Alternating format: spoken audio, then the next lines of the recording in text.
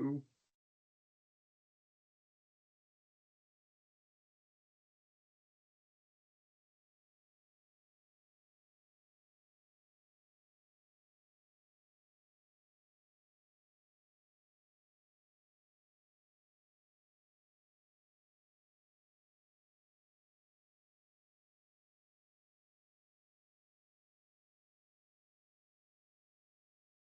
Okay, can you see the PowerPoint?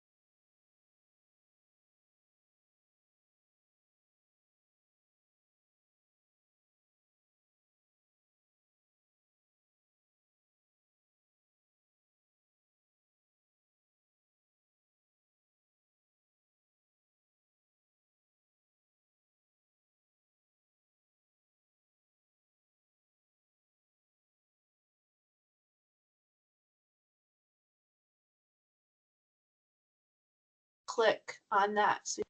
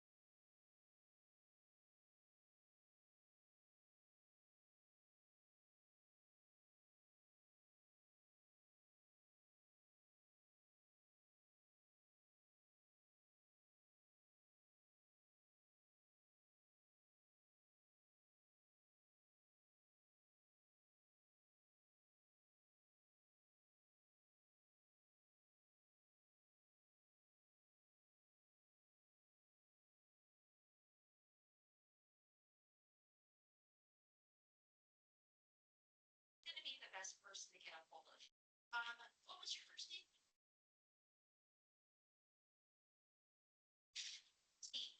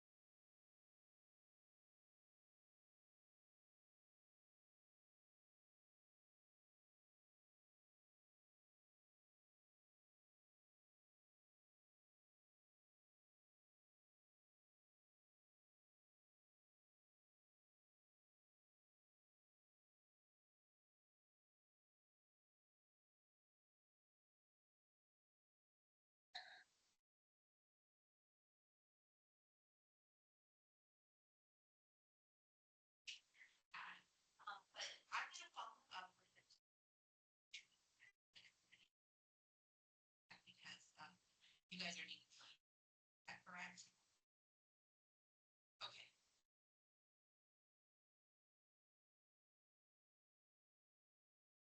Absolutely. And they were from which locations?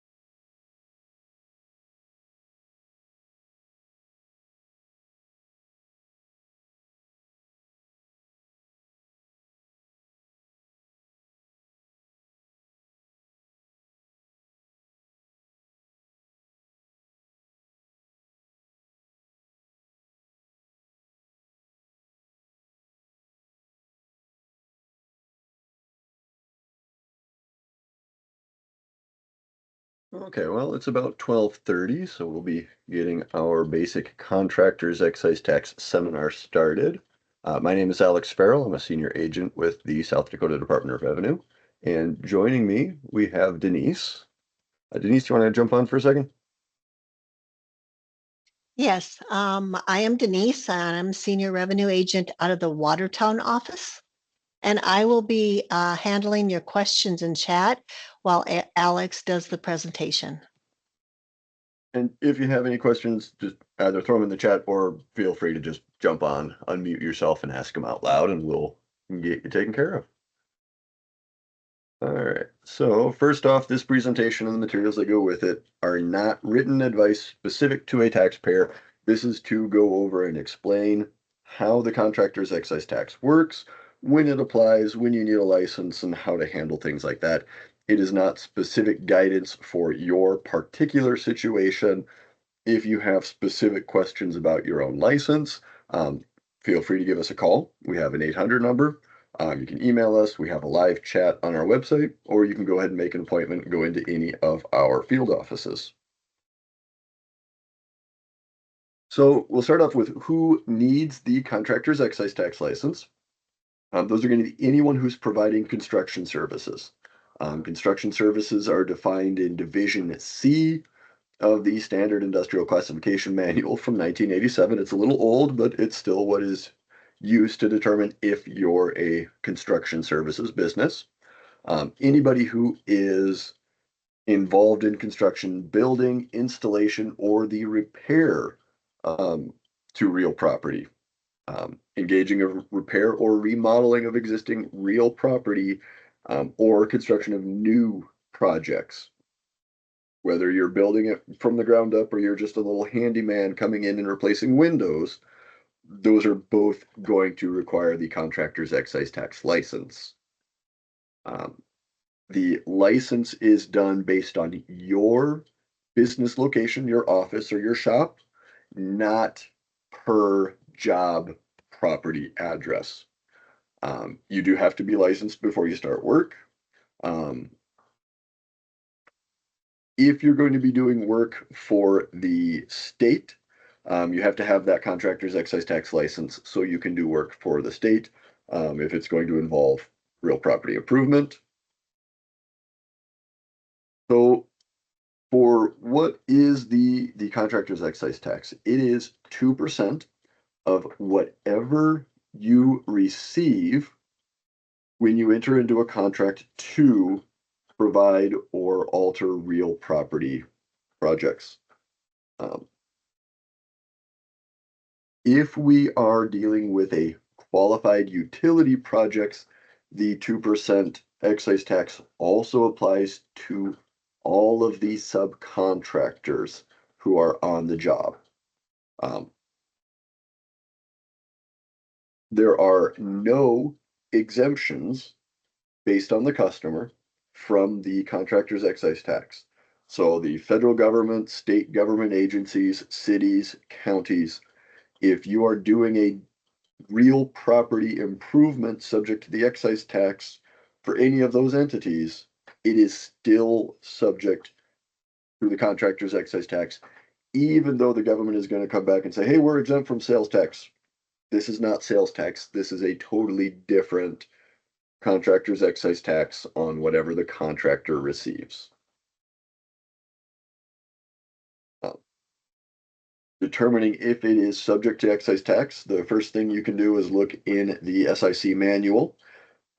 Just sort through to Division C and you'll look through and see, is one of the things that they list what you are doing. If it's not listed in Division C, then we start looking at, does it entail construction, building, installation, repair of a fixture to real property? There are some exceptions for floor laying and for locksmiths and locksmith shops. So what is a fixture? Something that is hardwired or wired directly into the electrical system of the building, something that is bolted, mounted, affixed in some way, it's part of the real property, or it's plumbed in, connected directly to the water or the sewer. Do we have a question there, or somebody just came off mute? No? Okay. No question. No, no, okay. Carry on then. So when is the contractor's excise tax due? That depends on the accounting method that your business has selected. If you're on the cash accounting method, the tax is due when you get paid. With the accrual accounting method, the tax is due when you bill the customer. So with the cash accounting method, you invoice the customer in June, you send them the bill, they don't pay you until September. In September, that's when you're going to report that you received the payment and you'll pay whatever taxes due at that time. With the accrual accounting method, you bill them in June, file your June return, and you're going to pay the excise tax at that time, even though they haven't paid you yet. They're going to pay you in this case in September. So you want to be aware of that when you are selecting your accounting method. Cash, you will always be paid before the tax is due. With the accrual method, it's possible for the tax to be due before you get paid. And then use tax is due when the item or whatever it is that you're purchasing is used. So you may have a job. At the very start of the job, you pull items out of inventory to install. If you have not paid sales tax on those items previously, when you put them in inventory, when they come out of inventory, you need to pay the use tax on that. Even though this may be a years-long project and you're not going to get paid till the end, the use tax is due as soon as that item is taken out of inventory. So the excise tax is on the gross receipts of the contractor. So what's included in gross receipts? Labor, the excise tax collected, indirect payments. If the property owner goes to the lumberyard and they buy or they set up an account to pay for material that you are purchasing for their project. Awards and bonuses, retainage, draws on the loans, it is on the sales or use tax that you pay on materials. It's on sweat equity if the owner is going to be doing some work for a discount on the project. It is due on penalties and liquidated damages. Barter, building permits, and fees, there are really no deductions from your gross receipts. It's whatever you get for the job. So when you are the prime contractor and you're being paid, you don't get to deduct out the cost of your subcontractors. You do not deduct out the cost of services or labor that you're purchasing. You don't deduct out taxes or other expenses. If you lose money on the job because something comes in higher than you bid at, you're still going to be paying the excise tax on whatever amount you did collect for that. There's no deductions from that. So sweat equity, if the owner is going to provide some construction services in exchange for a discount or a reduction, they are essentially just working as a subcontractor as part of the prime contractor's job.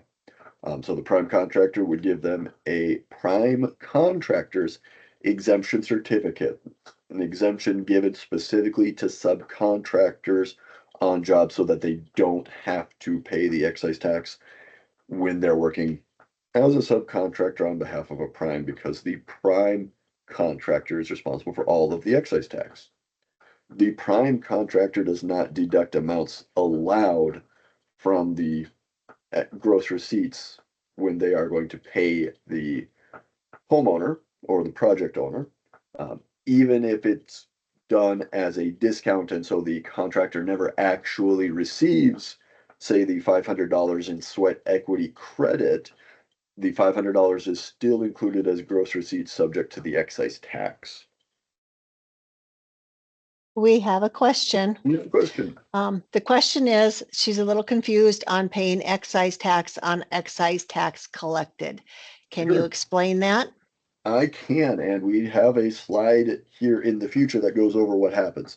But the contractor's excise tax is on everything that the contractor receives from the project owner.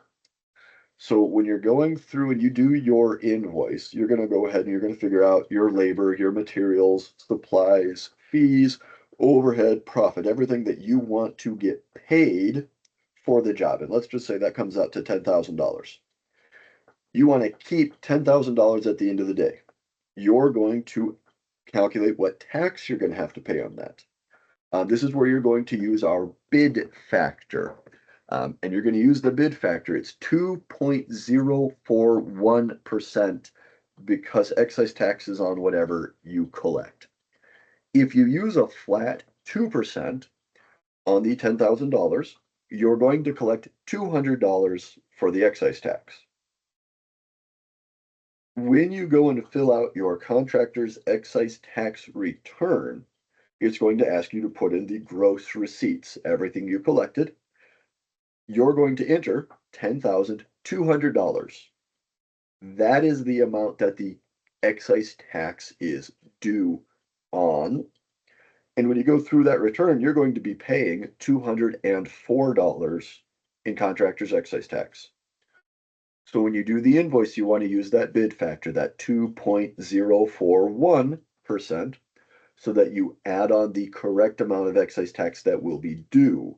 You'd add on $204.10 on this $10,000 job. When you fill out the return, you put in $10,204.10, and you're going to pay $204.10 in contractor's excise tax. The taxes, again, it's 2% of whatever you collect. So if you add on the excise tax, you want to add on that bid factor because it's going to increase the amount you're collecting. And we'll go over that more on our bid factor page. Any other questions about that? Alrighty. So then we'll get into the indirect payments. If the property owner is paying others on behalf of the prime contractor, the prime contractor still owes the excise tax even though they never actually saw the money. Penalties and liquidated damages. If there are deductions for late completion, penalties, interest, anything that's paid by the contractor, you still don't deduct those out. You still received whatever the project amount was, and then it's just a cost that you're paying. There's no deduction for your costs or expenses. Awards and bonuses are included in gross receipts. So if you do a great job and you complete early and there's a 10% bonus, you've received that bonus and you still owe the excise tax on that bonus that you're receiving.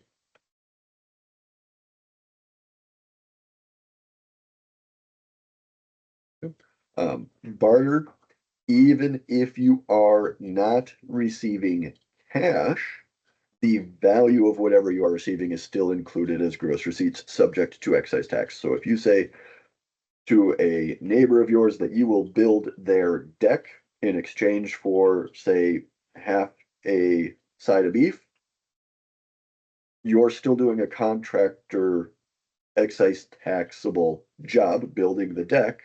Whatever you get paid, whether it's dollars, beef, whatever it may be, is subject to excise tax, and you would use the fair market value to determine the 2% excise tax that's due. There are no deductions for building permit fees, licenses, inspections, anything that you have to pay for. There are no deductions for those things. We have another question. Excellent. The question is, do you pay sales tax on materials purchased as well as on the excise tax? It's a good question. So yes, you do pay sales tax on materials purchased. So when the contractor goes down to the lumber yard to buy 2x4s, plywood, sheetrock, whatever it may be, the lumber yard should charge the 4.2% state, and if you're inside city limits, the 2% city sales tax. If you go to, say, Montana, where they don't have a state sales tax, you buy the 2x4s, the plywood, the sheetrock, whatever it may be. In Montana, when you bring those items back into South Dakota, you're going to owe the use tax on those items because you did not pay any tax at the time of purchase. So yes, the tax for sales and use tax is due on your cost of the materials. And then when you take your cost of materials, you add that to your estimate, you add your labor, you calculate the excise tax. The excise tax is on everything. It's on the cost of the material, the sales tax on the material, the delivery fee for the material. There are no deductions for sales tax paid, delivery fees, whatever you may run into. They are separate and unrelated. The sales tax is due on your purchase of materials that you're going to use to complete your real property improvement. And the excise tax is due on whatever you get paid for a real property improvement. He has extended a question here. It says, do you charge your customer sales tax on the project after paying sales tax on all the materials? So you would not be charging your customer sales tax for a real property improvement. It's subject to the excise tax. That's what you're going to be paying. You are allowed to include the sales tax you've paid on your invoice to the customer so that they are giving you the money that you are using to pay for the materials, the delivery fee, the sales tax that's due on that. But you're not going to take your invoice and then charge sales tax and contractors and excise tax on the full invoice. A job is either subject to excise tax or it is subject to sales tax. There are no jobs where you have both taxes on your bill to the customer in the same amount at the same time. You may do work for one project owner where you have different contracts. You may do, say you're doing some interior painting and you're doing snow removal. They're different jobs, different invoices. Snow removal is going to be subject to sales tax. On that invoice to that customer, you would charge them the sales tax. On the painting that you're doing for that customer, you would charge them the contractor's excise tax because painting is going to be subject to the excise tax as a real property improvement, whereas snow removal is not fundamentally altering the real property. It's a sales taxable service. You could combine that as one invoice and you would just apply the different taxes to each line item as they correctly apply if you do like a monthly billing.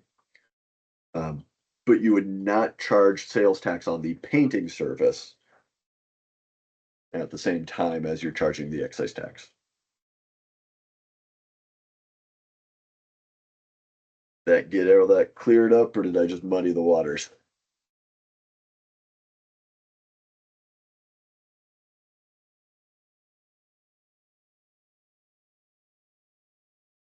Okay. Okay, Yes, so it says in your example, how would you get back the money from the sales tax on the paint? so you go down to the paint store, you buy $100 worth of paint, they charge you $6.20 in sales tax. Your material cost is 106.20. If you're going to pass that along to the property owner with no markup, you put down paint 106.20, labor, say it's $500. You're going to invoice, what did that be? $606.20 to the customer.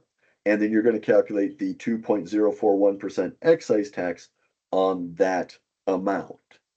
So you just included in what you bill to the customer. You do not have to separately itemize or show the customer the sales tax you paid on materials. So you may have paid 106.20. You could mark that up. You could bill them $120 for paint to cover your time picking up the paint, your mileage to go to the paint store and get it, and all of those other little things that add up over the course of a year for these miscellaneous little things that you have to do.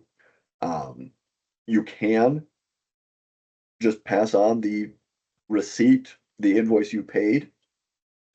You're going to collect excise tax on the full amount that the customer pays to you. So whether it's for materials, overhead, profit, markup, whatever they're paying you, that's what's subject to the excise tax. Can I just add something, Alex? Yeah, absolutely. Just so that you keep in mind that as a contractor, you are considered the user and consumer of all materials that you purchase. That's why you need to pay sales tax on it.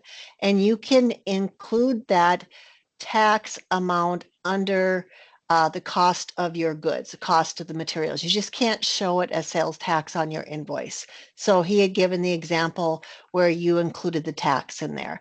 But the reason behind it is the contractor is a user and consumer of materials, so all sales tax have to be paid on those materials.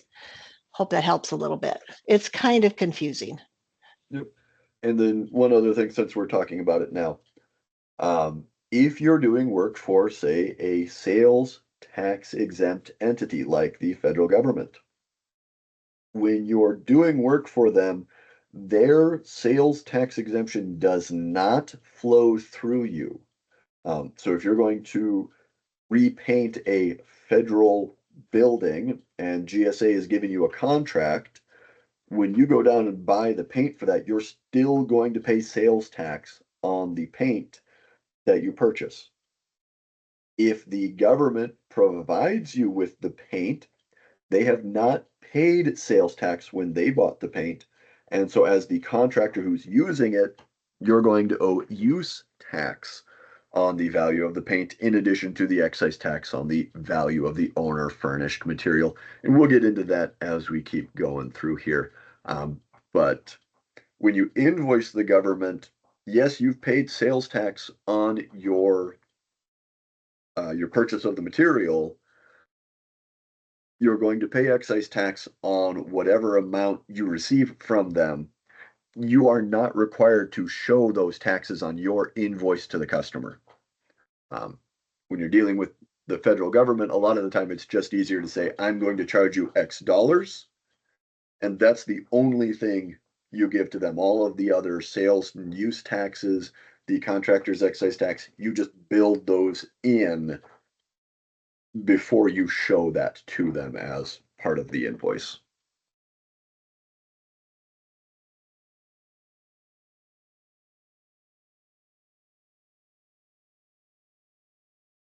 Okay, so Oh, one more retained, question. One more yeah. question. What about out-of-state service providers? So out of state. So are you the contractor going out of state and doing work there, or are you hiring someone who's out of state to come into South Dakota to do the work?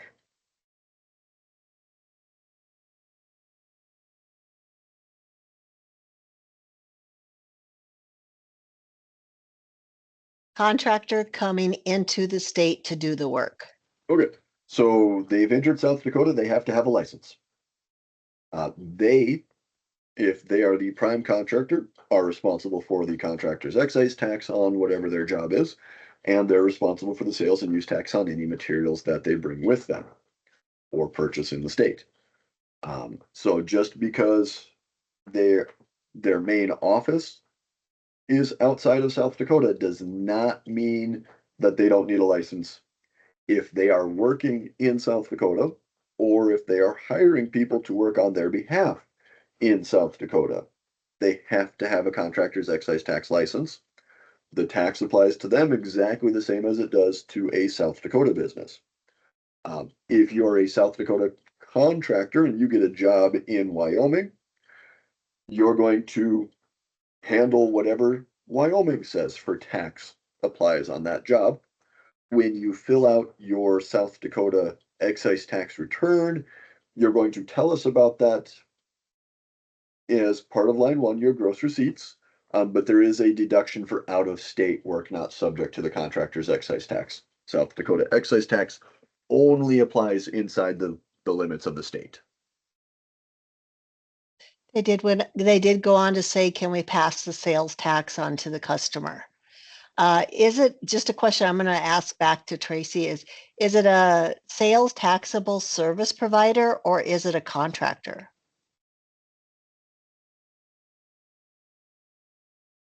And then Alex can answer that.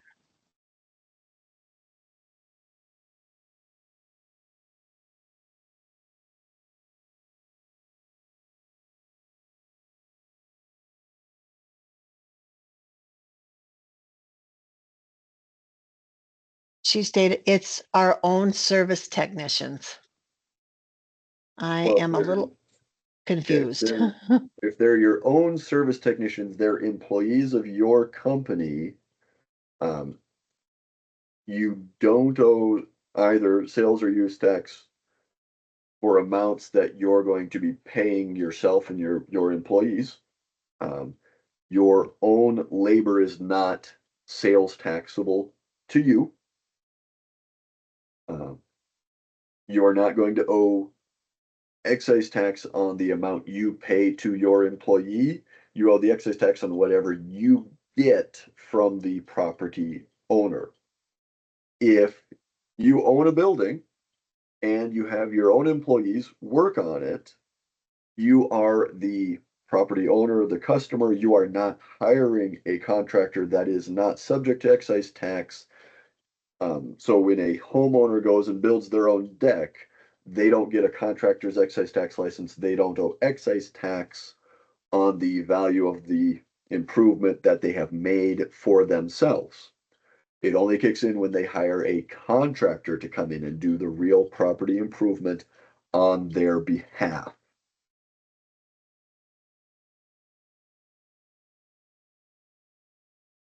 And then there's a question, what about materials brought into South Dakota from another state? I think Sure. we'll get into that later, aren't we? Yep, but materials brought into South Dakota are subject to South Dakota sales or use tax. So if you go up to Montana where they don't have a sales tax, when you bring it in, you're going to be paying the 4.2% and possibly 2% city tax based on where you use or install that material. If you buy it in, say, Nebraska, where they have a higher sales tax rate, you get credit for the tax that you properly paid where you picked up the material. When you bring that into South Dakota, you have paid equal to or more than the South Dakota tax that would have been due. There is no additional use tax due. You've already paid it.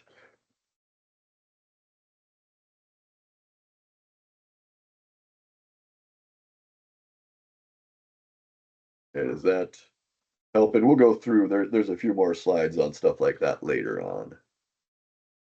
Um, Retainage, just real quick, the property owner is going to hold back a portion of the payment until the job is complete. With cash basis, you only report excise tax on what you receive. If you're on the accrual basis, the full excise tax is due on whatever amount you billed to the customer. And here we've got our bid factor. That's that 2.041 because the excise tax is on whatever you collect.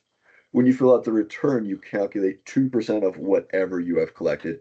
We do have a digital calculator at the link there.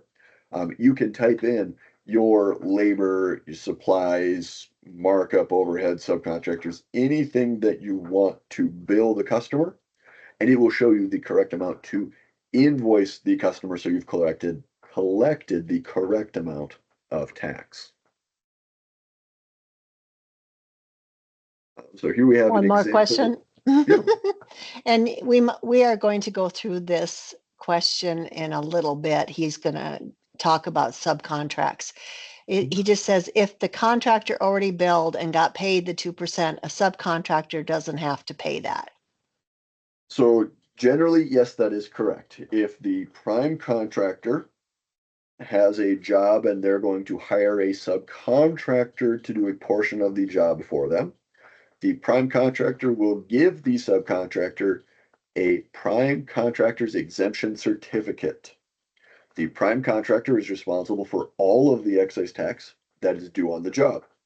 The subcontractor, when they receive that prime contractor exemption certificate, is not going to have any excise tax due. They're going to fill out their return and say, I did $5,000 worth of work, part of their gross receipts on line one, and there's a line for deductions for subcontractors on line three of the return. And we'll look at a return in a little while. Um, if we're dealing with a qualified utility project, then there are no subcontractor exemptions, and everybody in that chain is going to owe the 2% excise tax on whatever they received. There's a few other differences with qualified utilities that we'll go into later if it comes up here. So here we just have an example of the invoice, going over material, labor, miscellaneous permits and fees, and billing that 2.041, collecting 16,836.77 in this case. And then that's the amount that goes into your contractor's excise tax return, the 16,836.77 times the 2%. The tax you're going to pay is 336.74.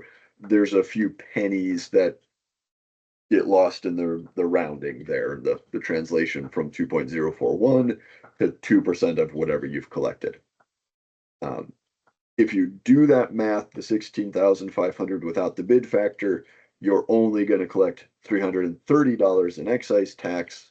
And so essentially you're missing out on $6 that's coming out of your own pocket.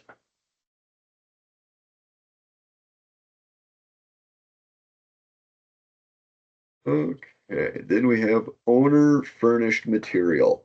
So if the property owner goes to the lumber yard and they buy the 2x4s and they're going to build themselves a deck, they get all the material back to their house and they look at the project and they go, never mind, I don't know what I'm doing. I can't build a deck. And they hire you to come in and build the deck for them. And they say, hey, well, I've already got the wood. You don't need to charge me for that. When they hand you the wood, that's owner furnished material, you still owe excise tax on the value of the owner furnished material. It makes sure that there's no difference in the excise tax whether the property owner pays you all in cash and you go to the hardware store or the lumber yard and you buy the 2x4s, or if the property owner goes down and buys the 2x4s themselves. As long as everybody's paying the same amount for those 2x4s and getting the same deal, the contractor's excise tax works out identical, whether you have $1,000 in cash or $500 in cash plus $500 in 2x4s. If the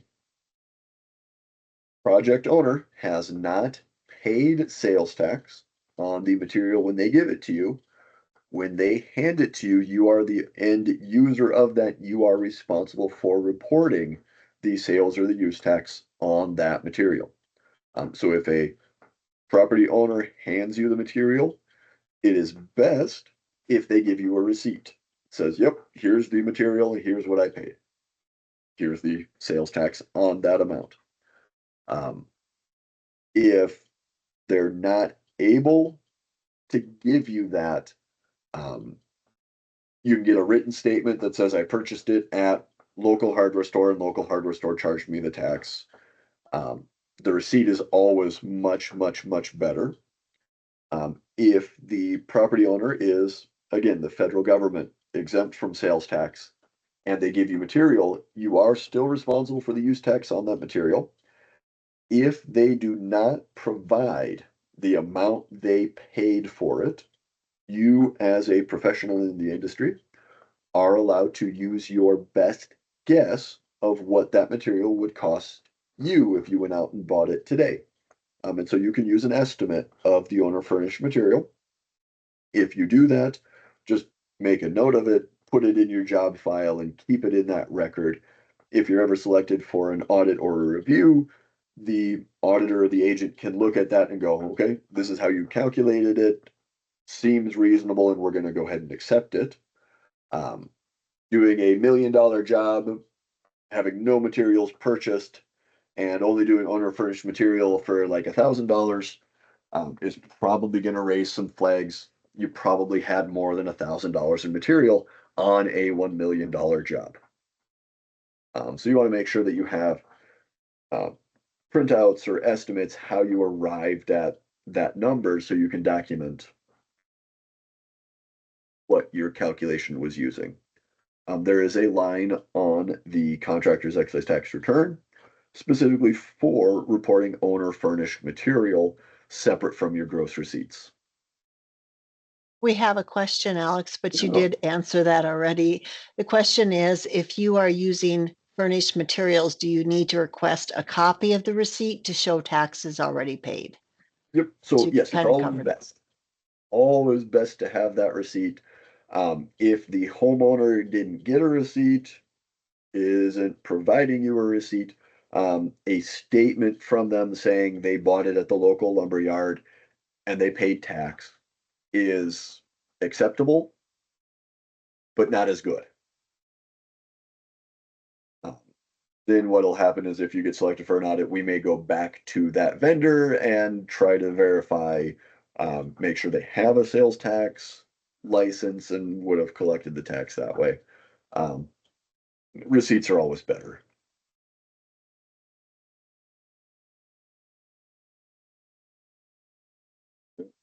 And here's just a quick calculation of the excise tax on owner furnished material. It's just line 2 and it all gets added together before we do the excise tax calculation. There's no difference in the tax as far as whether the homeowner gives you cash or they give you 2x4s. The value of the 2x4s is the same as cash. And so the excise tax will work out exactly the same regardless of which method you're receiving it. Okay. Here we get into prime contractors and subcontractors. So the prime contractor is anyone who has a contract to provide the construction or realty improvement services. You can have multiple prime contractors on a job. If the property owner hires 10 contractors individually and is paying them directly, and the property owner is kind of working as the general contractor with coordinating all of the different people on site, each of those 10 contractors is a prime contractor and they are responsible full excise tax due on their job that they receive from the project owner. A subcontractor is hired by a prime contractor to do a portion of the prime contractor's job or to do all of the prime contractor's job. You can have a prime contractor who just gets the contract and then hires subcontractors, and the prime contractor never actually goes on site, never swings a hammer, never lifts a shovel. That's fine. They're still the prime contractor because they have the contract with the project owner to provide the construction services.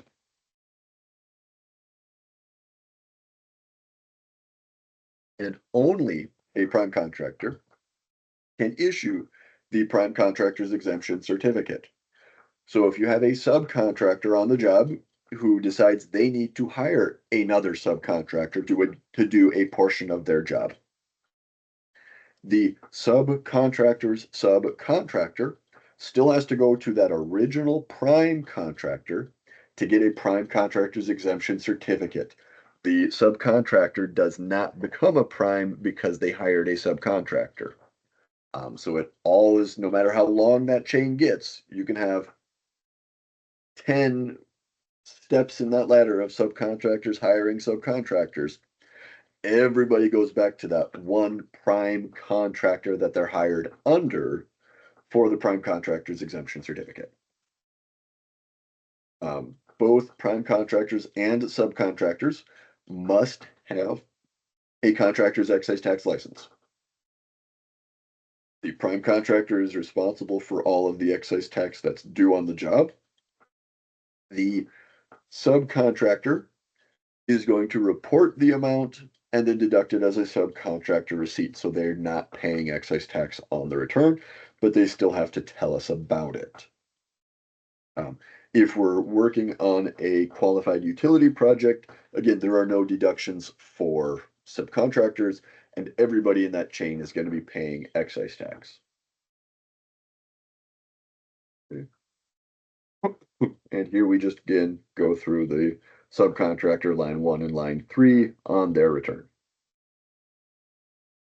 If a subcontractor is purchasing materials, they still owe the sales or the use tax on the materials that they are supplying.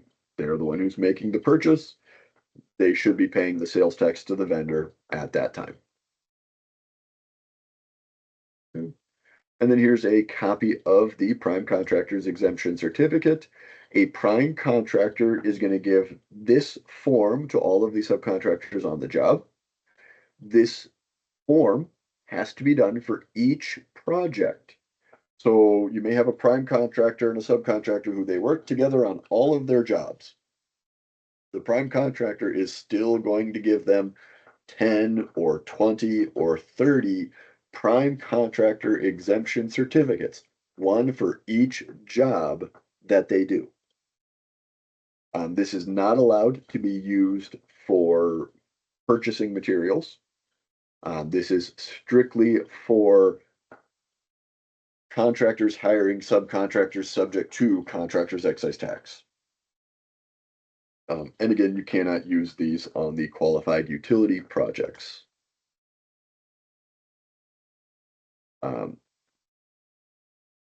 Certificates are not issued by the US government, state, public, or municipal corporation, or the owner of a project, unless that owner is a prime contractor who is building or remodeling it with the intention of selling the property or building it for lease. So there are circumstances where the property owner is subject to excise tax on their project. If you have a speculative builder, somebody who is going to build a home on a lot that they own, and then they're going to sell that home once it's complete, they are the prime contractor and they can hire subcontractors on that job. And just another version or another image of the exemption certificate there. So here we go over the sales and use tax being due on all of the materials, products, or services on a job, regardless of who owns those materials. So it includes your equipment, tools, supplies used by the contractor. So if you own a backhoe, they are not motor vehicles. Backhoes are subject to sales tax at the time of purchase.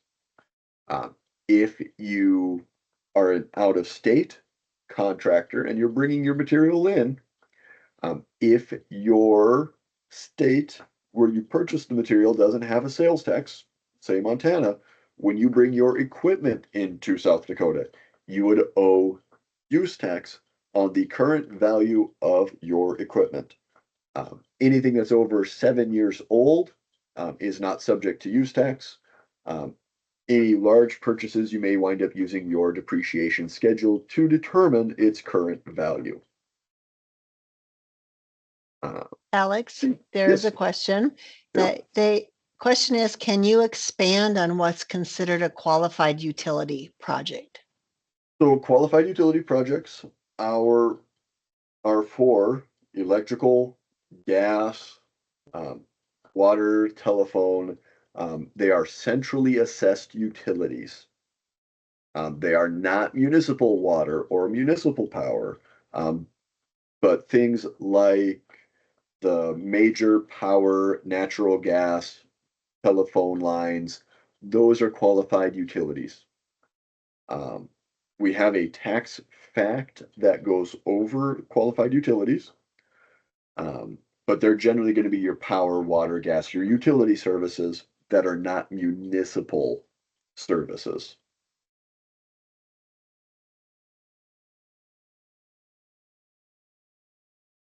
And then can you link the qualified utilities tax fact in the chat forum? Is that something you can do there, Denise?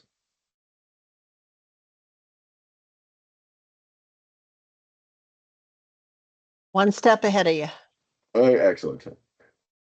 And so that goes through, it'll give you the definitions, and goes over some of the examples and how that works. If you have specific questions about is a project a qualified utility, give us a call so we can go over the specifics of that project with you and make a determination if they are or are not a qualified utility.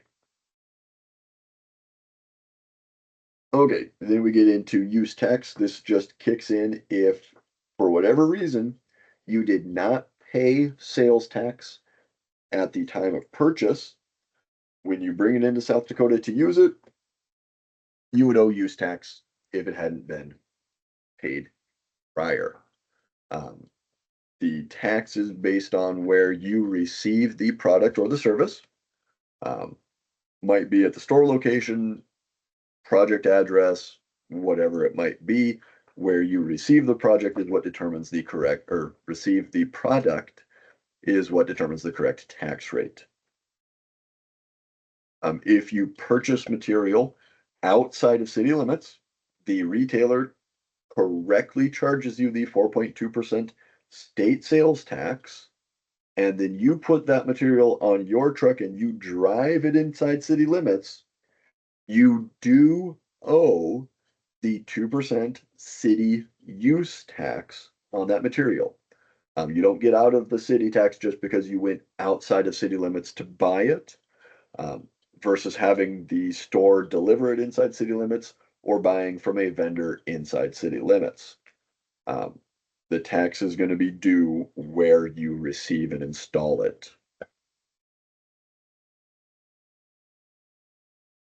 Here we just go through again some more calculations of the use tax. They have owner furnished material, $10,000, calculate $620 in use tax. And then they take that grand total for their labor, the OFM, the use tax that's due, and that's what they calculate the excise tax on. That way they are getting paid for all of the things that they've had to pay out. Um, Even though they didn't receive $10,000 in cash, they received $10,000 worth of 2x4s or plywood or sheetrock or whatever. They still owe the $620 in use tax, and they're going to owe the contractor's excise tax on that amount as well as on the $5,000 that they're going to bill for their labor. The invoice to the customer is only going to show $5,620 and the $319.42 in the excise tax. Looks like there might be a error between those two. I wonder if that's an old 4.5% state sales tax in that one. Okay, well, we'll just move along. This is how you would fill out your contractor's excise tax return, the total amount you collected, the owner furnished material, and then reporting the 4.2% use tax for the state and the Sioux Falls city use taxable. Okay. Equipment, new equipment that is purchased for use in South Dakota is subject to sales or use tax.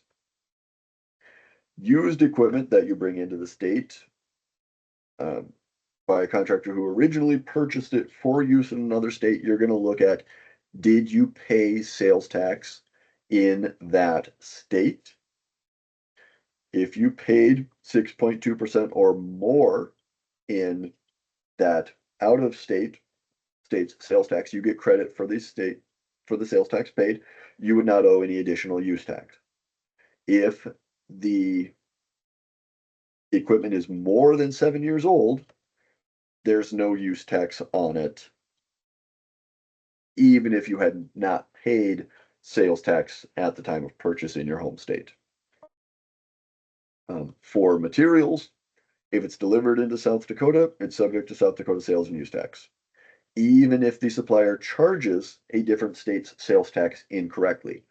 So if you have a Nebraska retailer who delivers 2x4s to a South Dakota address and charges you Nebraska sales tax, you're still responsible for the South Dakota sales tax because it was delivered in South Dakota.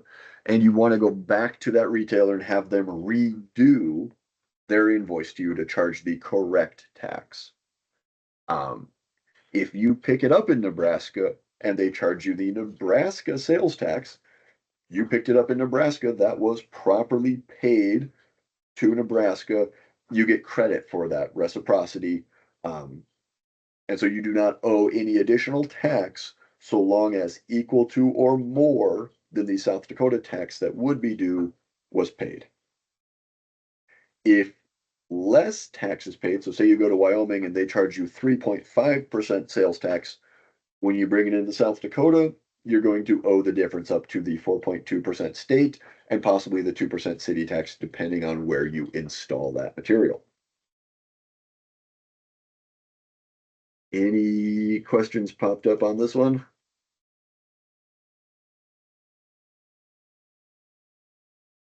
Yep, just got one. Could you Excellent. go back to the previous? For example, subcontractor, I do a project and get paid 20,000 and I get the exemption certificate. Sure. So as a subcontractor, your $20,000 would go into line 1, gross receipts. Line 3, deductions, where it says subcontractor receipts. You'd have that same $20,000. When we get to line 5, net state excise taxable, line 1 plus line 2, minus line 3. So $20,000 on line 1, $20,000 on line 3. 20,000 minus 20,000 is 0. Line 5 is going to be $0 times 2%. There's no tax due as a subcontractor, but you're still telling us that you had $20,000 worth of work. It just, for this reason, you're a subcontractor. It is not subject to excise tax. You are not responsible for the tax on that project.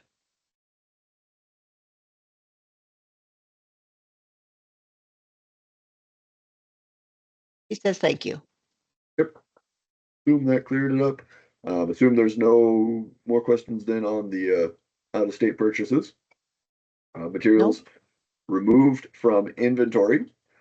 If you have inventory that you did not pay sales tax on, when you bring it out of inventory, you're going to owe use tax on that. This generally will happen with some electricians and plumbers where they have a retail store and they have a service center. And so their retail store, they stock lamps, sinks, whatever retail items they're selling to their customers. That is correct. They have a retail store, they have a sales tax license, they're purchasing those items exempt from sales tax for resale. When a customer comes in and hires them to provide and install a sink or a light fixture, they take that item out of their inventory. They owe the use tax on their cost of that material as the contractor.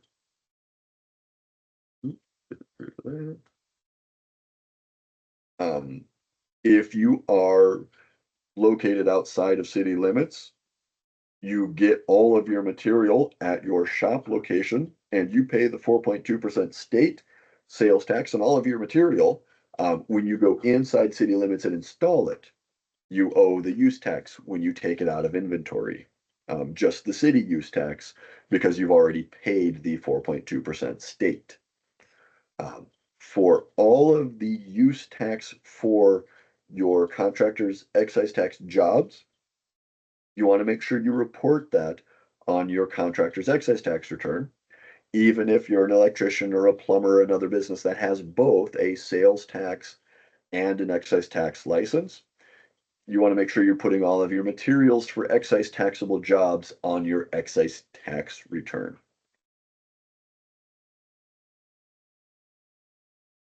Okay.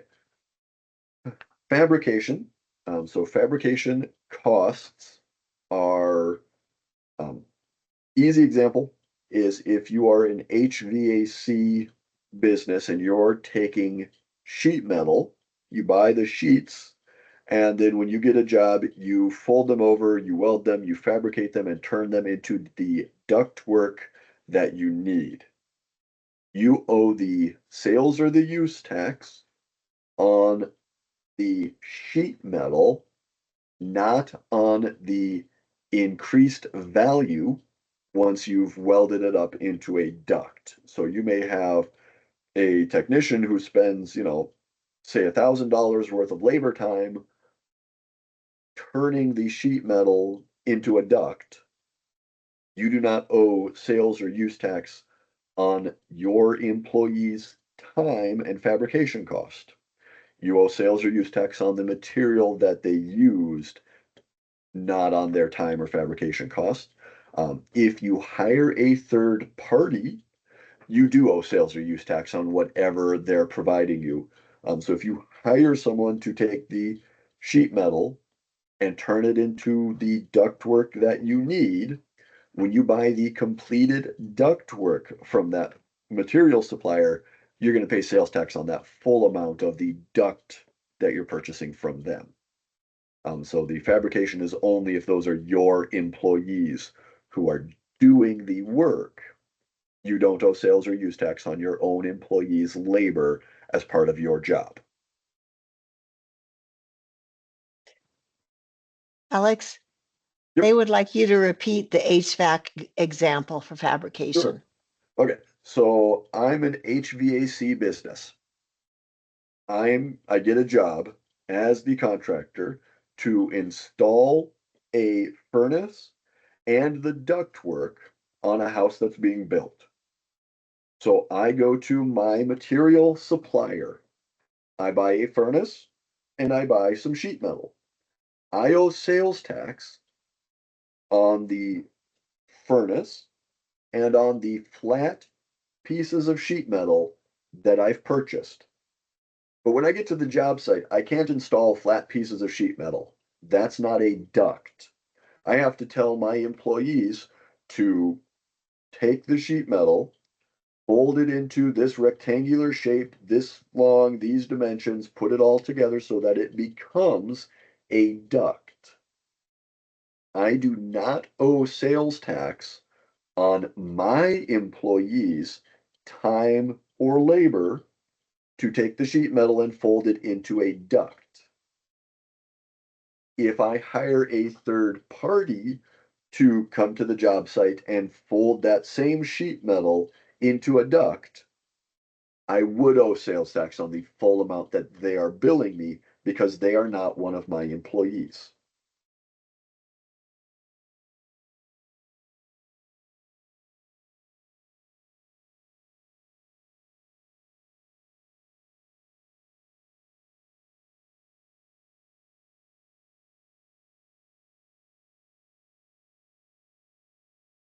That clear up some of that fabrication bit? Looks like it. They said thank you. Okay. It's a great it was a great example, Alex. Okay, then we will carry on. So services that you might use are subject to sales tax. Engineering, accounting, computer services, business consulting, hiring a surveyor to come out and mark the site. The surveyor is not making a real property improvement. They are simply laying out stakes, telling you where things are and where things should be. So surveying is sales taxable. The architectural planning, testing, concrete pumping, if they are not smoothing the concrete, you just hire somebody to show up in a concrete truck and pump out the concrete and we'll tell you where to pump it. The concrete pumping is sales taxable. They are not making the real property improvement. They are delivering wet concrete, and then your employees, technicians are smoothing out the concrete. They are making the real property improvement. Snow removal, again, does not modify the real property, and so it's sales taxable. Carpet and locksmiths are specifically sales tax. Equipment rental, if you need to rent a piece of equipment for a job, you still pay sales tax on it, even though you're going to use it for an excise tax function. If you go and rent a skid steer so that you can dig a trench. The rental of the skid steer is subject to sales tax when you purchase it. When you bill the customer for digging the ditch, you're going to charge them excise tax on the full amount that you get paid.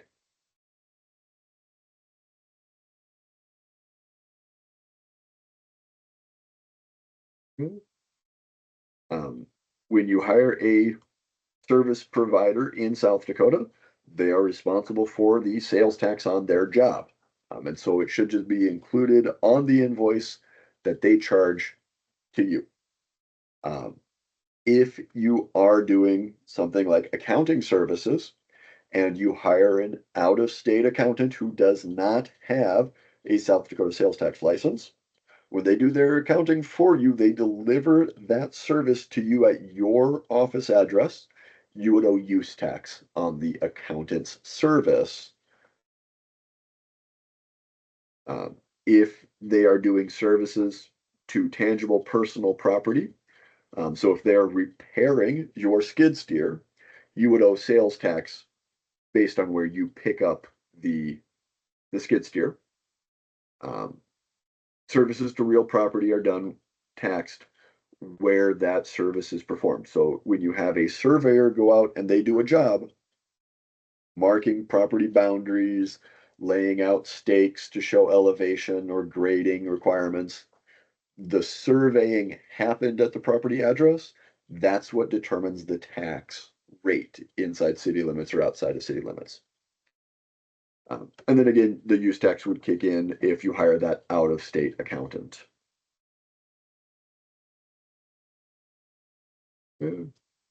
Equipment lease and rental. If you are renting equipment without an operator, it's going to be sales taxable. You're just renting equipment, you're going to use it. The first payment is taxed where you pick up the equipment. So if you go into Sioux Falls, you rent a skid steer and you pick it up from the local rental place, they're going to charge you the Sioux Falls city sales tax. When you bring it out to whatever your job site is, you can tell that rental company, I have this piece of equipment at a job site for the entire month outside of city limits. Please do not charge me the city sales tax because it's being used entirely outside of city limits. If you are renting equipment with an operator, then it depends on what they're being hired to do. If you hire somebody to run a bulldozer, grading a road, or digging a trench, whatever it might be, they're providing excise taxable work, and so they're going to be charging you excise tax. They may be a subcontractor as part of your job. Um, if you're hiring somebody to use a crane to move a piece of equipment, but not install it, the crane would be sales taxable because it comes with an operator and they are doing a sales taxable service, just moving the piece of equipment from A to B without installation.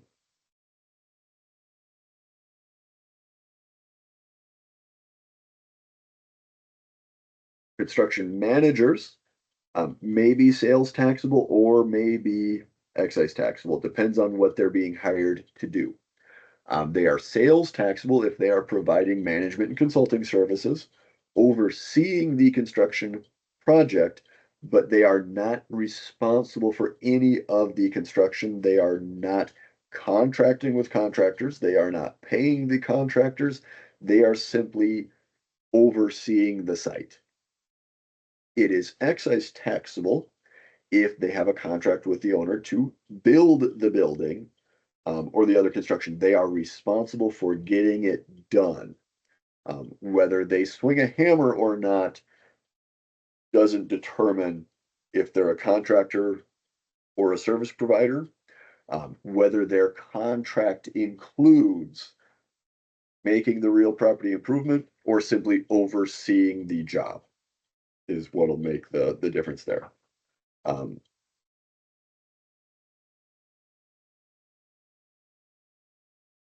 any questions about the construction managers? Doesn't look like it. Okay. Okay, some examples of real property improvements are gonna be heating and cooling, plumbing, concrete, remodeling, so kitchen remodels, bath remodels, um, all of those things, electrical carpentry, painting and wallpaper, those are all real property improvements where we are modifying the real property in some way. With the HVAC, um, the installation or repair is subject to excise tax, but if you hire an HVAC company to come out and do some cleaning, just change filters, do duct cleaning or calibration, testing, adding freon or recharging AC units, um, those are sales taxable because they are not modifying the real property improvement. A contractor who does heating, air conditioning work like this, if they are not selling other things, they're not selling equipment, they're only gonna be doing the HVAC work, and they're mostly a contractor, and they occasionally touch sales taxable work. They don't need to get a separate sales tax license. They can report the sales tax that they encounter on jobs like this on their regular excise tax return. It goes into the same line as the state sales and use taxable and the same city reporting as you would have for just use taxable purchases that you're reporting on. If the company is going to be doing a lot of sales taxable work or selling items directly to customers and they want to purchase items for resale, then they must get a sales tax license to be able to purchase for resale.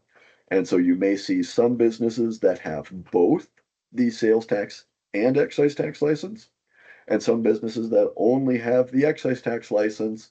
Um, that may be appropriate. It just comes down to a lot of the specifics of how their business is operating, whether one or both licenses are required.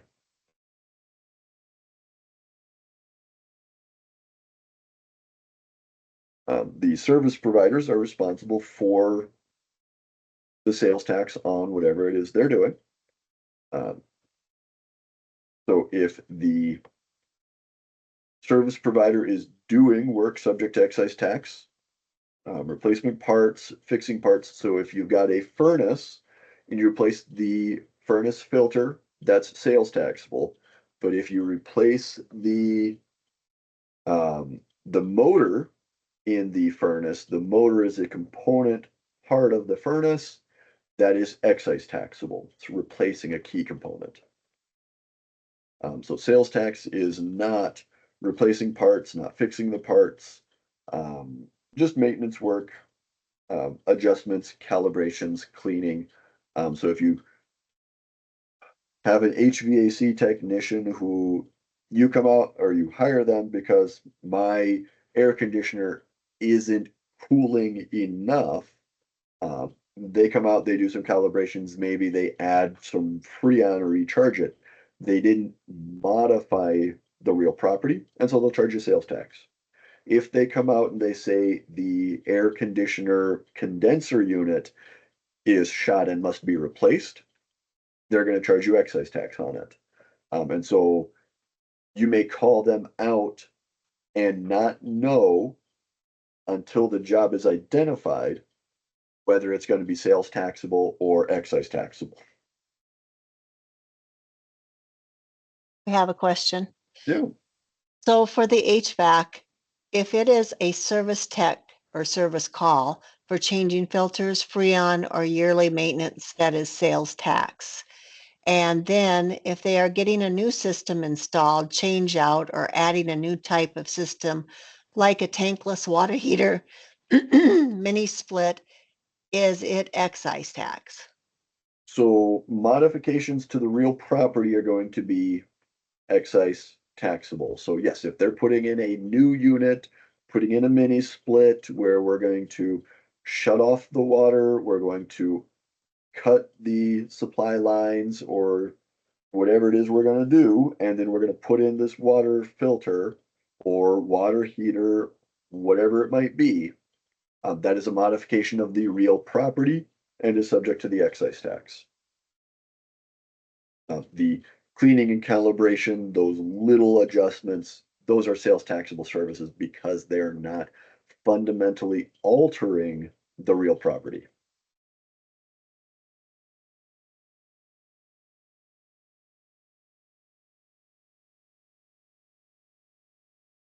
Okay, we get all of those squared away. Looks like it. Alrighty, and we get into warranties. So warranties are taxed based on what they cover. You may have a manufacturer's warranty, a contractor can sell a warranty, or you may have a service or a maintenance contract. If the charge for the warranty includes the repair to real property, it's going to be subject to excise tax. So if you have a manufacturer's warranty on a furnace that covers the repair or replacement of the furnace, that warranty is subject to excise tax.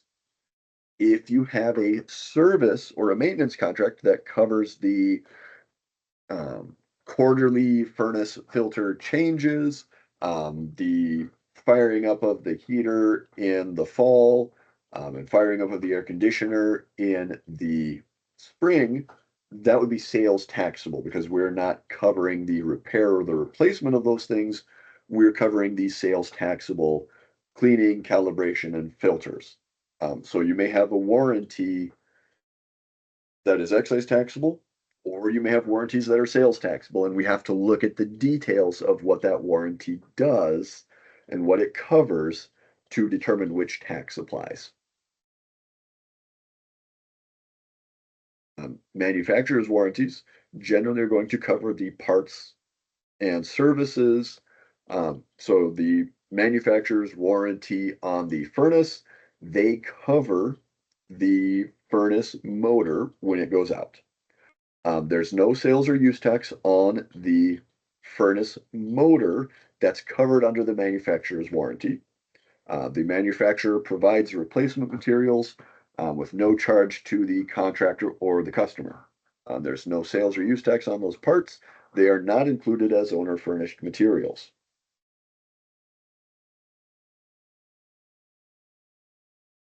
Warranties sold by contractors. If you're warrantying that your roof won't leak, that the walls won't fall down, all of those things, it's part of the building. That's what you're covering. It's going to be subject to excise tax.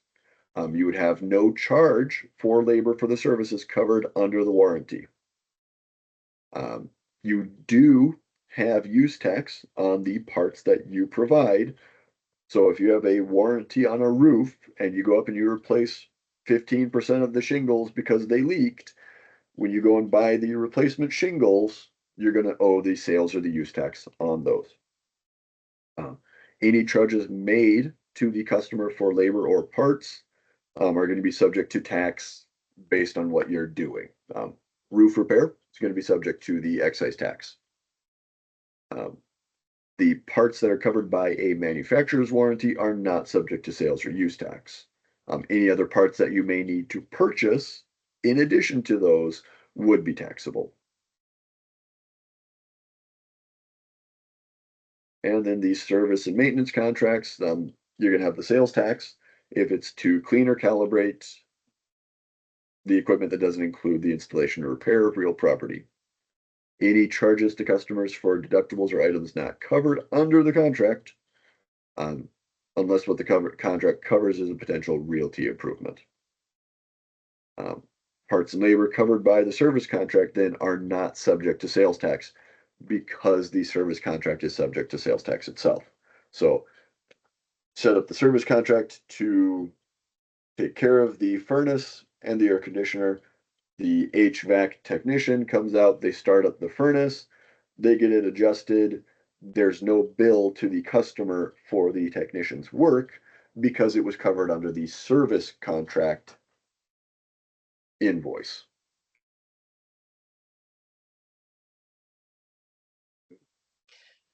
Alex, why don't we Yeah. take a 10-minute break? Take a break. Yep. And then if anybody out there has any questions they want to put into the chat, we get back, we can have Alex answer those questions. But let's just take a 10-minute break. Alrighty. Thanks.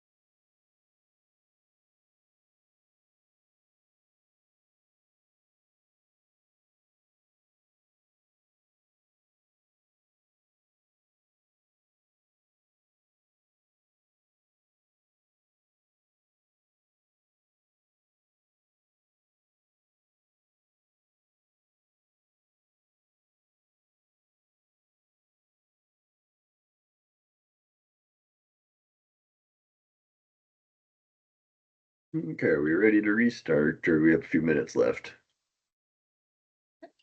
I think we're ready. We do have a question here. Sure. Does a contractor's excise tax license expire? Maybe. It depends on how the license is issued.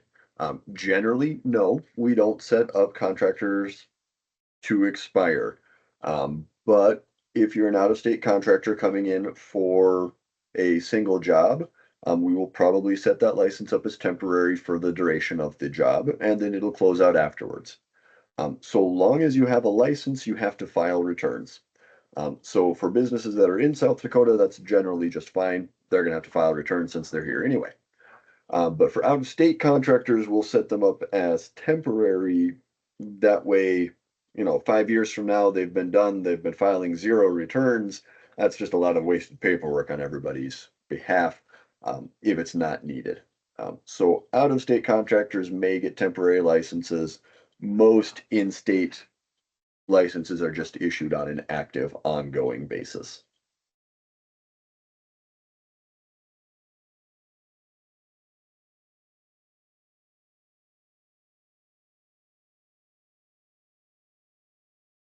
That the only question we had.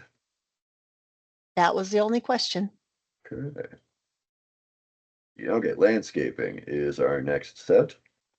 So landscaping is going to be one of those things that crosses sales tax and excise tax, and we have to kind of look at what is the specific job that they're doing.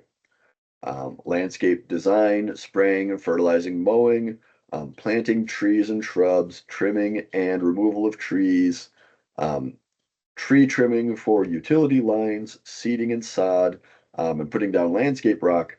Those are all sales taxable things. Those do not alter the real property. Um, a landscaper who is laying bricks and retaining walls, installing underground sprinklers, installing fountains and ponds that contain heaters or flowing water, um, stump removal in fields, sidewalks, shelter belt clearing. Those are things that are excise taxable because they do modify or change the real property.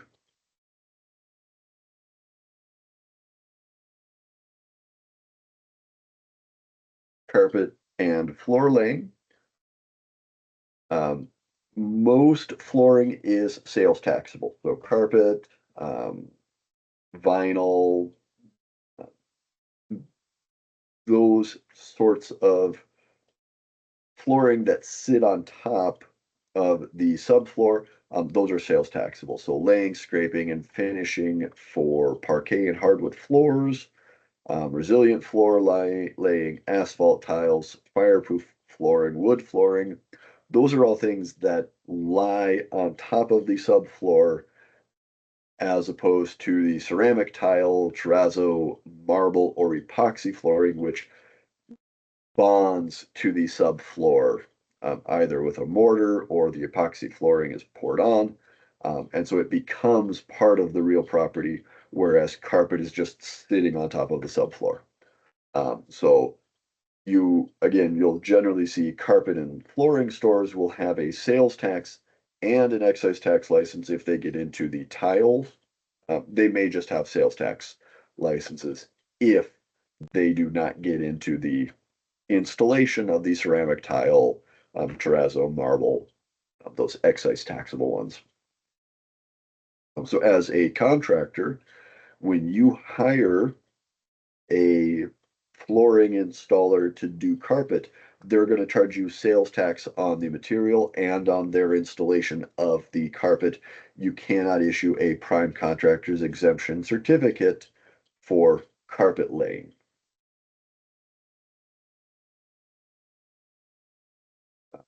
Gravel is another one that's going to straddle the sales and excise tax line. It is excise taxable if they are doing blading or grading of the road after the gravel has been spread, road maintenance, road building, things like that. It is sales taxable if they are just selling the gravel, stockpiling it. If they are dumping it on the road but not incorporating it into the road, um, crushing the gravel or gravel spreading. Those are all going to be sales taxable because those are delivering material as opposed to the excise taxable work, blading or grading it, where it becomes incorporated into the road.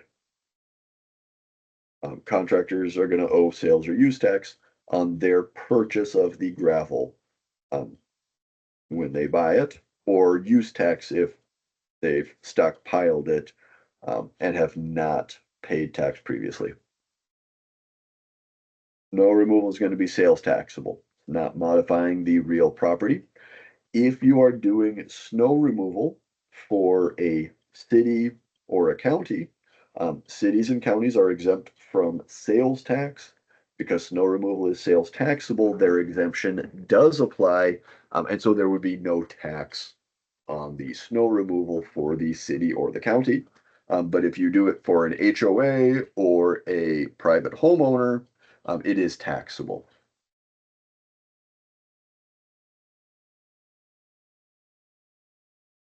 Highway contractors. So if you are working in a highway right of way, you have to have the contractor's excise tax license. And there's also a highway contractor's license you're going to have to get as well. License is required for primes and for subcontractors who perform the highway construction work on public roads, snow removal and blading.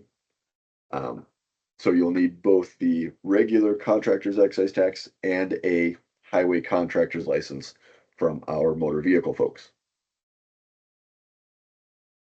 The highway contractors, again, you may wind up with sales or excise taxable work.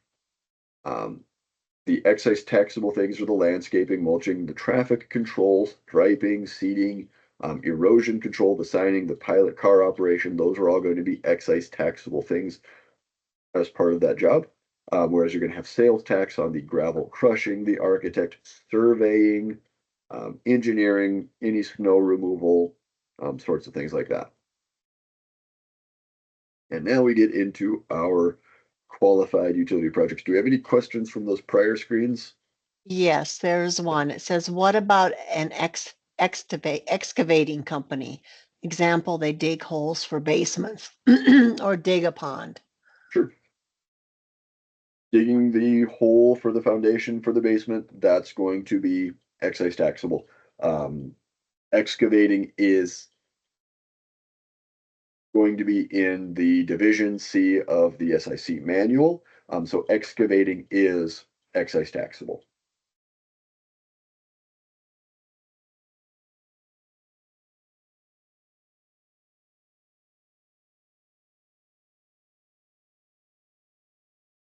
Okay, is that the only one we had then?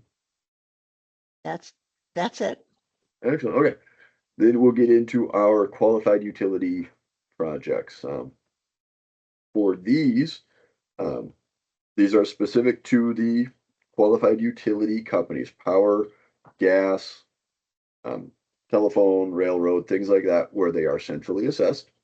The prime contractor, whoever has the contract directly with the utility, they do owe the 2% contractor's excise tax on whatever payments they receive from the utility company, but they do not owe the excise tax on the value of owner furnished material provided by a utility company. You still owe the sales and use tax on the material that they're providing. You owe the sales and use tax on any material that you are purchasing as part of that project. You cannot give a prime contractor's exemption certificate on jobs that are subject to the qualified utility rules. And you don't get to make any deductions for amounts paid to others. The subcontractors do owe the 2% excise tax on the gross receipts that they receive from the prime contractor. They owe the state and possibly city tax on any materials that they're using. And again, they cannot accept a prime contractor's exemption certificate when it's related to a qualified utility.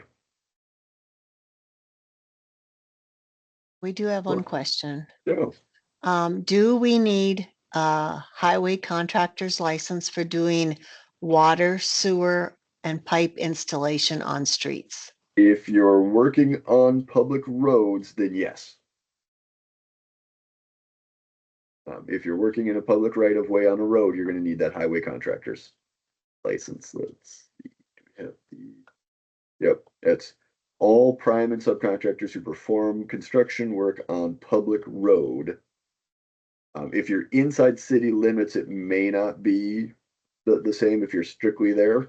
But if you're gonna be on any of the highways, for sure you do. Okay, and then we got another one. If a contractor does not include excise tax, the utility would still be responsible for paying the excise tax, correct? So excise tax is the contractor's responsibility. There is no use tax mechanic for contractor's excise tax. Whether the contractor adds in the excise tax and bills it to their customer or not does not change the excise tax application. The contractor is still responsible for that. So what might happen is you have a property owner, a qualified utility, and they get audited. The auditor sees an invoice that says they had work done subject to excise tax, and there's no excise tax on the invoice. And then they go and they look for a contractor's excise tax license for that contractor, and they may not find anything. At which point we will reach out to the contractor and say, hey, it looks like you did some work in the state of South Dakota.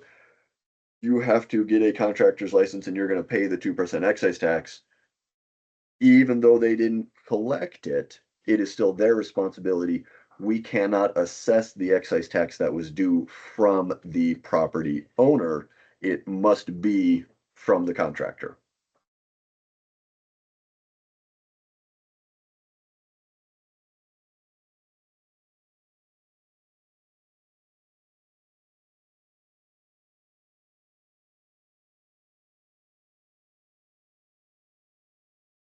Okay, we'll move on to our speculative builders. A speculative builder is somebody who owns the land and then they're going to build a project or they're going to remodel a home to sell it. So house flippers or new development, you'll often see as spec builders. Um, the speculative builder, they don't have to swing a hammer, they don't have to do any of the work. They can hire subcontractors to do all of that. They can issue prime contractor exemption certificates. And then when they go to sell the home or the building, whatever it is, they owe the contractor's excise tax on the full amount of the selling price minus the land or their original acquisition. Um, they do owe sales and use tax on all of the materials and all of the sales taxable projects. So if they build the building, they're going to have excise tax due when they sell it if it's sold within 4 years or leased within 4 years. Um, if you are simply remodeling your own home that you're going to live in, you are not a speculative builder because you're not remodeling it with the intent to sell. If you purchase a home to flip, you're a speculative builder and you need to get licensed right away. The excise tax applies, sales tax applies just the same as it does in all of the other regular construction projects.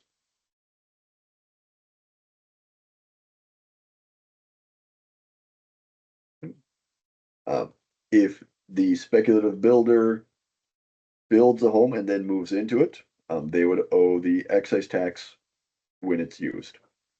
Um, there's the $100,000. There's a rule that things under $100,000 don't fall into this category, but given today's prices, almost everything hits $100,000 very, very quickly. If it's sold or rented or used by a contractor within 4 years of completion, it's due on the selling price less the fair market value of the land. Um, if they paid excise tax when it was occupied, they get credit for the excise tax they've already paid.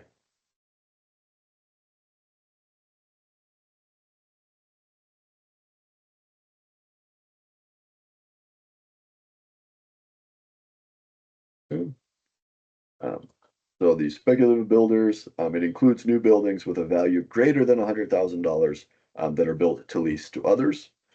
Like I said, $100,000 anymore is such a low threshold that it hits just about everything. The owner is the prime contractor, subject to the 2% excise tax on the fair market value if the building is going to be leased. Owner has a contractor's license. They can hire subcontractors, do all of those things. They may perform part of the construction. If they are not a licensed contractor, and the owner and their employees do none of the construction, the owner is not a prime contractor, not subject to the excise tax. Each contractor that's hired by them is a prime and then is subject to the excise tax. And so we kind of need to know, is this a one-off what we're doing? Who's going to own it? Who's going to use it?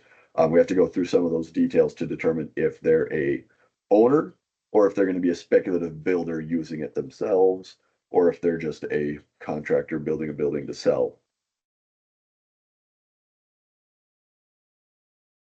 If the building is sold within 4 years of its completion, the excise tax is due on the selling price, less the fair market value of the land and the land improvements.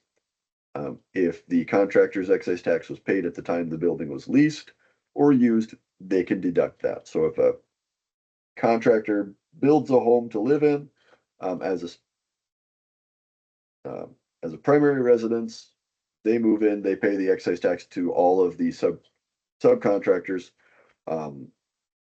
when they hire them. If they sell it within 4 years, they're a speculative builder and they're going to owe it the excise tax on the current fair market value, but they'll get credit for the excise tax that was paid. Portable buildings, so things like sheds, are sales taxable. They are not affixed to the ground. They are not part of the real property, and so they're going to be sales taxable. Sheds that are sold to utility companies are subject to sales tax unless it comes with the installation on a foundation. If it's installed on a foundation, it becomes part of the real property. Fully wired sheds, such as telephone switching stations, are sales taxable again unless sold on a foundation.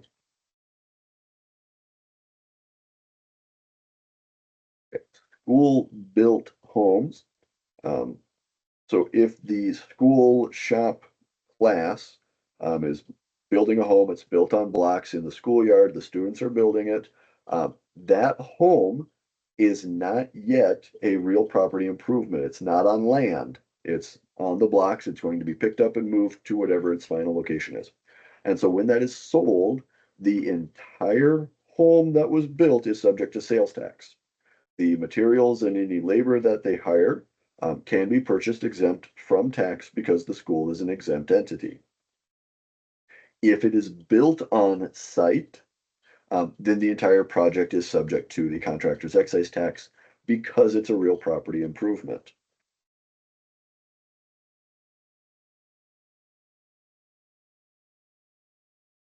Give that one just a minute, see if we have any questions pop up on that.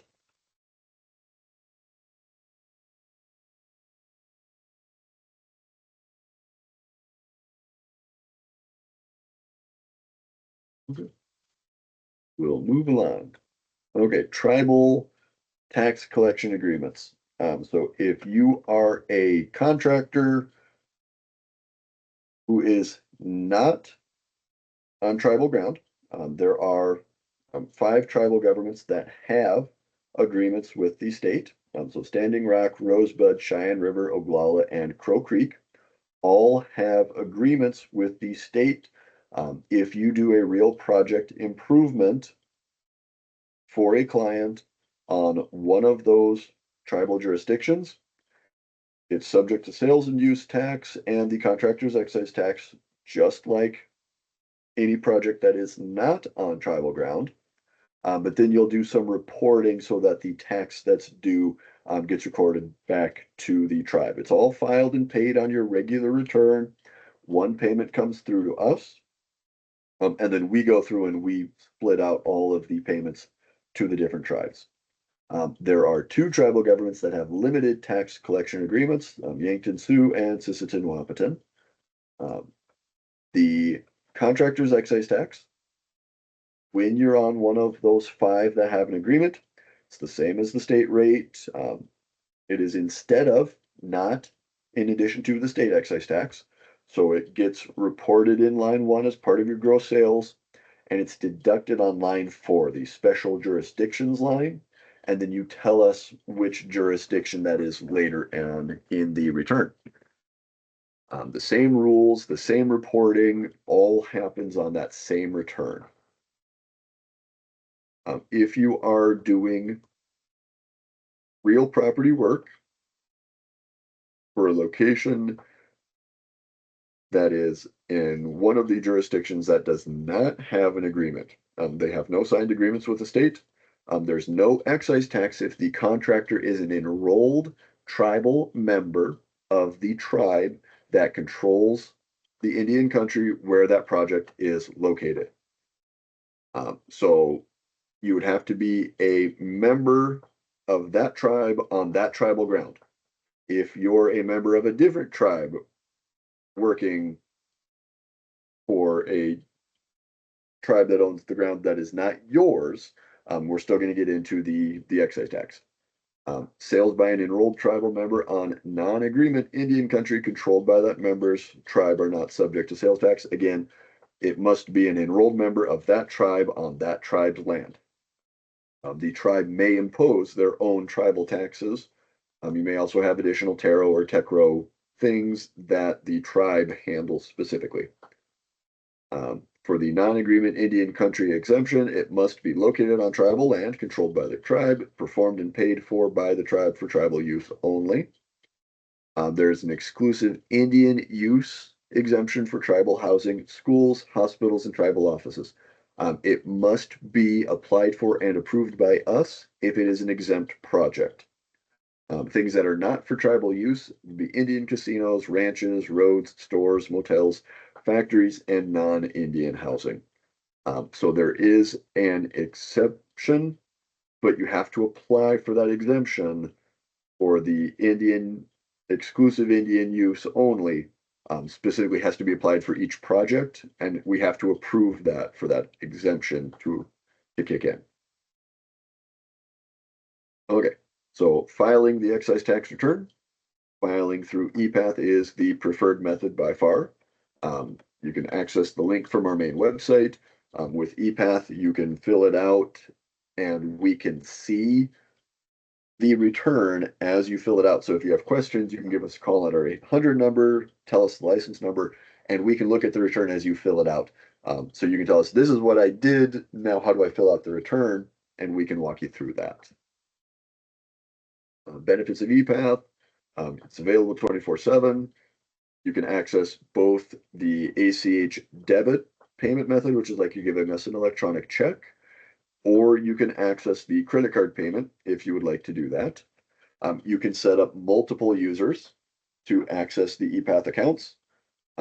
You can start a return and then it will save and you can come back later. So you can go through the return, confirm it's correct before submitting it. You can update your password and security questions at any time. You can save your bank account information in ePath so that you can set it up for future returns and you don't have to type in their bank account and routing number each time. You can do one account if you have multiple licenses, as long as it's the same legal entity. That's more common with sales tax businesses who have multiple stores. They need multiple licenses. But if you have a sales tax and an excise tax license as a contractor with a retail store, you can set both of those up to be accessed through the same ePath account. Log in, file the sales tax return, back to the main menu, file the return, and select the excise tax license, and you can do them both right through the same account.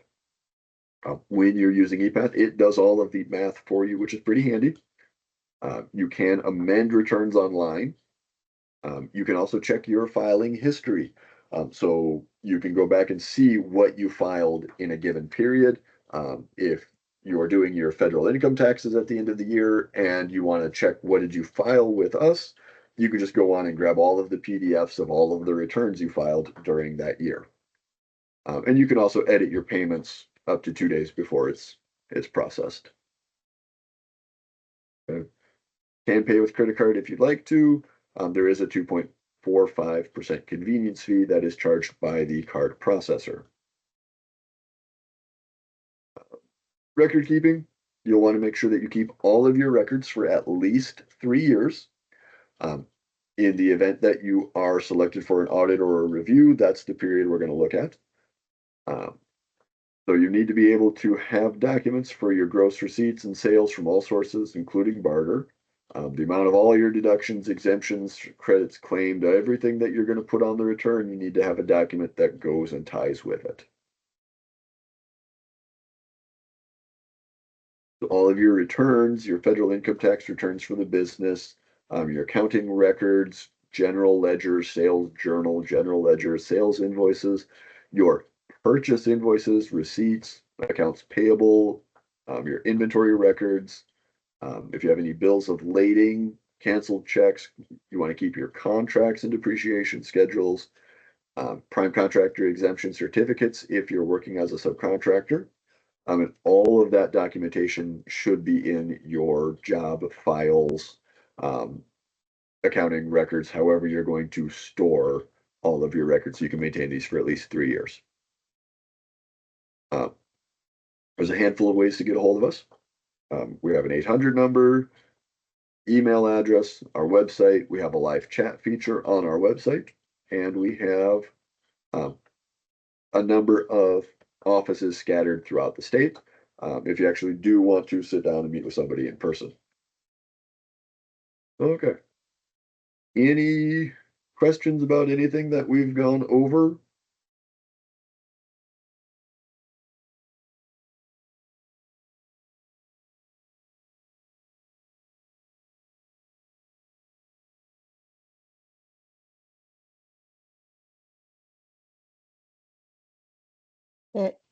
There is one. It says, how do we find the DOR write-ups on the website for the sales/excise tax, like the qualified utility project one that was linked?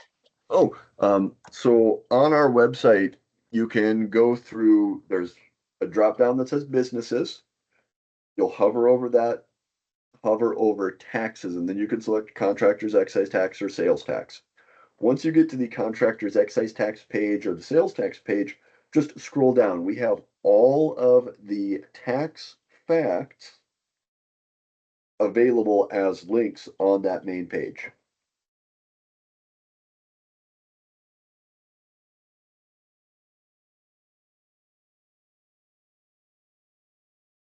I just put the link for the publications for tax facts. Excellent. That will take you right to the listing that lists all the tax facts, and you can just click on them and print them.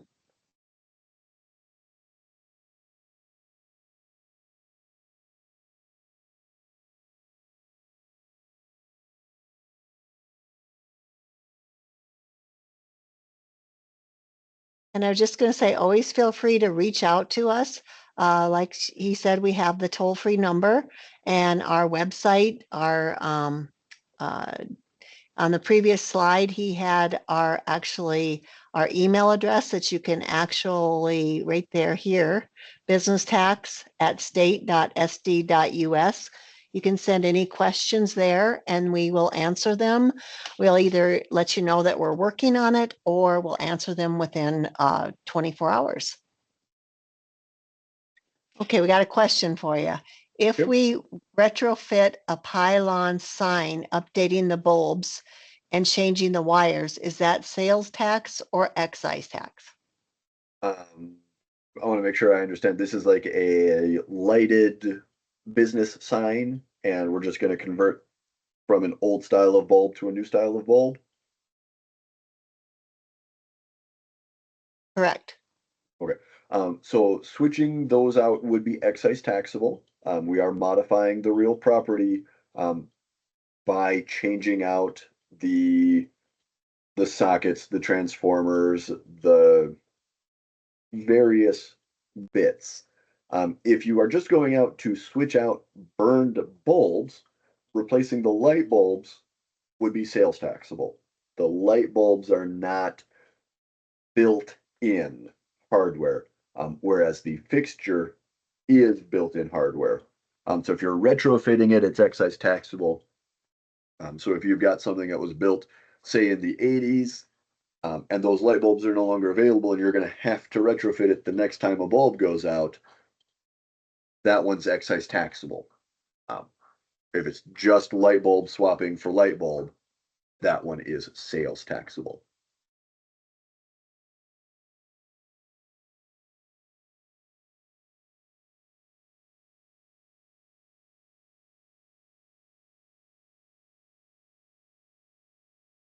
Said thanks.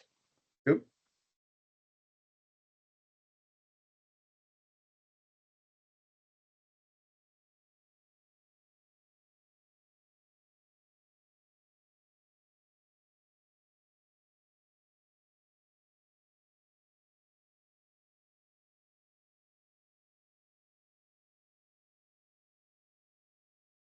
Okay. Well, if there are no more questions, I think we're about done. So have a good afternoon. If you have specific questions, again, feel free to reach out to us at our 800 number or chat or email, and we'll get you squared away. Okay. Thank you. Have a good day.